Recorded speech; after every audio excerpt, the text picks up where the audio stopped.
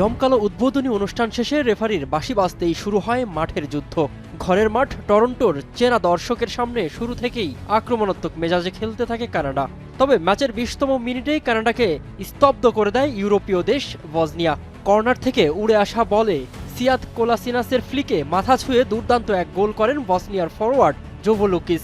আর এই গোলের মাধ্যমেই কানাডার মাটিতে বিশ্বকাপ ইতিহাসে প্রথম গোল করার অনন্য রেকর্ড লেখা হয় লুকিচের নামে। 1-0 পিছিয়ে পড়ে গোল পরিশোধে মরিয়া হয়ে ওঠে স্বাগতিকরা। প্রথমার্ধ জুড়ে একের পর এক সুযোগ তৈরি করলেও গোল মিসের মহড়ায় আক্ষেপে পড়ে গ্যালারি। টানটান উত্তেজনার প্রথমার্ধের ঠিক শেষ মুহূর্তে ম্যাচ হয়ে ওঠে চরম উত্তপ্ত।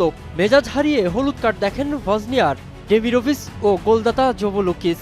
1-0 পিছিয়ে থেকেই বিরতিতে যায় কানাডা। দ্বিতীয়ার্ধের শুরুতেও গোলের দেখা না পেয়ে ডাগআউটে চিন্তার ভাঁজ পড়ে কানাডার কোচ জেসি মার্সের কপালে। আক্রমণের ধার বাড়াতে মাঠে নামান অভিজ্ঞ স্ট্রাইকার কাইল লারিনকে, আর তাতেই ফেরে ম্যাচের ভাগ্য। ৭৭তম মিনিটে রিচি লারিয়ার বাড়ানো চমৎকার পাস থেকে নিখুঁত এক প্লেসিং শটে বসনিয়ার জাল কাপান কাইল লারিন। উল্লাসে ফেটে পড়ে পুরো টরন্টো। ম্যাচের শেষ দিকে নাটকীয়তার রূপ নেয় চরমে।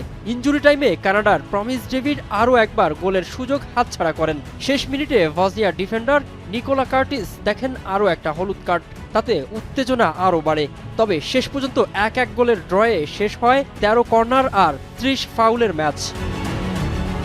আর এই ড্রয়ের মাধ্যমে 1986 ও 2022 বিশ্বকাপের সব ম্যাচ হারা কানাডা তারা ফুটবলের ইতিহাসের প্রথমবারের মতো বিশ্বকাপ মঞ্চে কোনো পয়েন্ট পাওয়ার ঐতিহাসিক গৌরব অর্জন করল।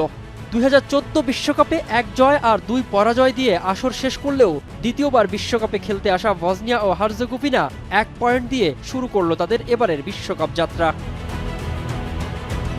মিনারুল ইসলাম, এখন।